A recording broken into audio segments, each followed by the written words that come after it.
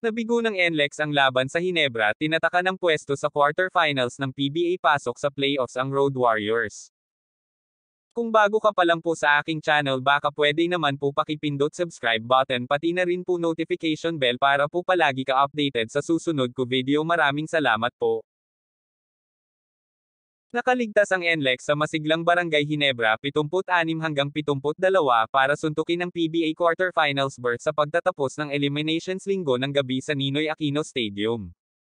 Natalo ang Road Warriors ng 13-point fourth quarter lead, ngunit walang panalo sa bag hanggang sa gumawa ng inbounding violation si Von Pesciumel. May 3.3 segundo ang natitira at ang Kings ay natalo na lamang ng 2. Pagkatapos ay nagkant si Richie Roger ng 2 free throws para sa insurance basket nang sa wakas ay tinapos ng Road Warriors ang 4-game skid. Makakaharap na ngayon ng 6th-seeded Road Warriors ang No. 3 Meralco Bolts sa isang best-of-3 quarterfinal series.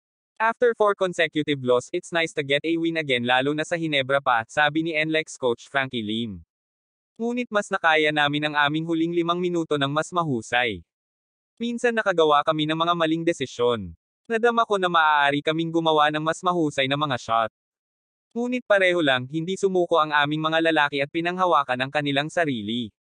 Nangunguna si Robert Bolac para sa 25 puntos, 6 na rebound, at 8 assist, habang ang rookie na si Richie Roger ay isa pang manlalaro ng NLEX na may double figures na May 11. Ngunit ang Road Warriors ay may 13 3-pointers kumpara sa 3 ng Kings, kabilang ang huli para sa gabi sa kagandahang loob ni Bolac na nagbigay sa koponan ng pinakamalaking kalamangan sa 71-58. May 43 minuto pasado alas 7 ang nalalabi sa laro.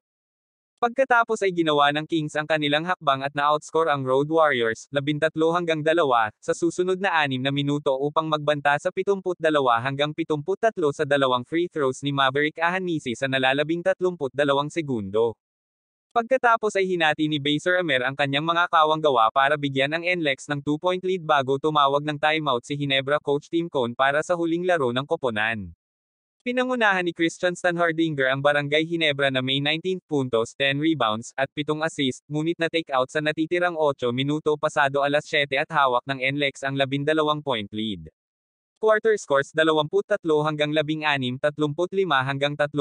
50-54, 76-72. Ang Hinebra, gayunpaman, ay sumipot pabalik at naglabas ng 14-2 run na tinapos ng isang pares ng Maverick Ahanisi free throws upang hilahin sa loob ng 72-73. May 30th segundo ang nalalabi.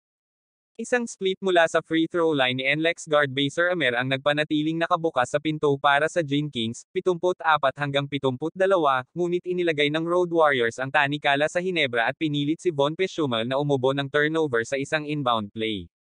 Tinataka ni Richie Roger ang panalo sa pamamagitan ng pag-drain ng kanyang mga foul shot.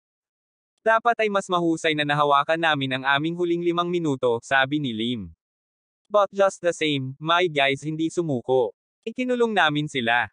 Tinanggihan namin ang lahat ng entry pass at binaliktad nila ang bola. Nagtapos si Roger na may 11 puntos, ang nag-iisang NLEX player na may double figures na nasa tuktok ng 6 na rebounds, habang sina Michael Miranda at Anthony Semered ay may tig 8 puntos at pinagsama para sa 11 rebounds. Huwag mo kalimutan mag-like and subscribe sa aking channel. Maraming salamat po.